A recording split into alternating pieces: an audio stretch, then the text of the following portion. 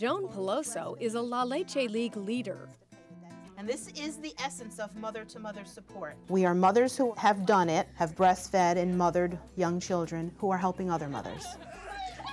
Given that breastfeeding seems so natural, it may seem strange that women would need technical or even emotional guidance.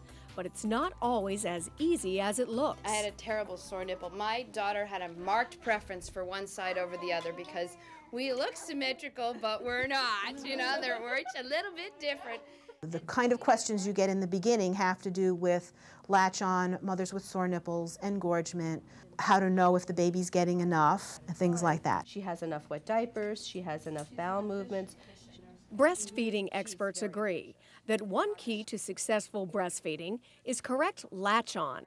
When the baby is properly latched on, the mother should see a wide open mouth with lips that are flanged out, with the nose and the chin gently touching the breast. And while the entire nipple should be well inside the baby's mouth, only the first inch or so of areola needs to be covered. Some people have larger areolas than others, so don't get carried away. They don't have to engulf your whole breast. If a baby isn't latched on correctly, breastfeeding can be uncomfortable, and the baby may not be getting all the milk he needs. Well, I get calls with a threefold problem.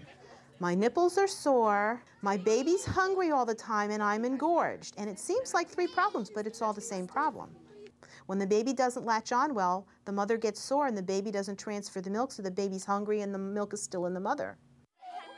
And these difficulties may be enough to discourage an already exhausted mom from continuing to breastfeed. What do you do? She goes out. Before she started breastfeeding her twins, Deborah Taft breastfed their older brother Thomas for 20 months.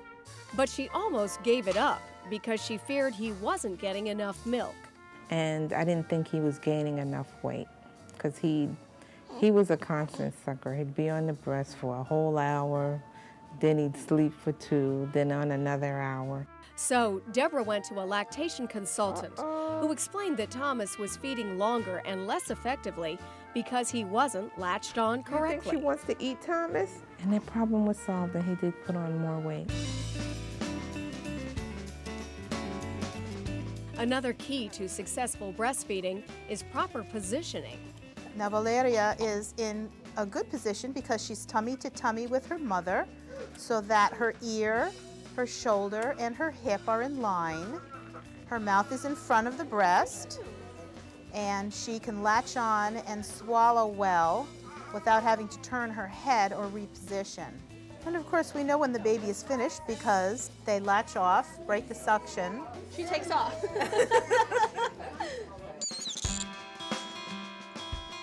Of course, for moms like Deborah who are breastfeeding more than one child, the preferred position may be one called the football hold. And given how long and how often mom will be breastfeeding, her comfort is important too.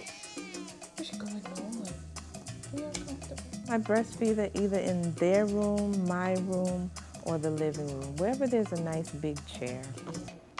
There you go. There you go. I tried doing it on the floor, but the logistics of getting up is awful. And for Deborah, there's another minor complication of breastfeeding. You ready?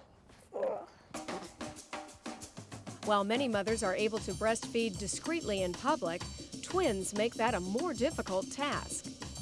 Getting out in public is a little tricky. We haven't quite gotten that yet. So I feed them, they fall asleep, I run out for half an hour, we run back in the car and we're home for the next feeding. I've gotten bolder with having kids, but I don't know if I'm that bold yet.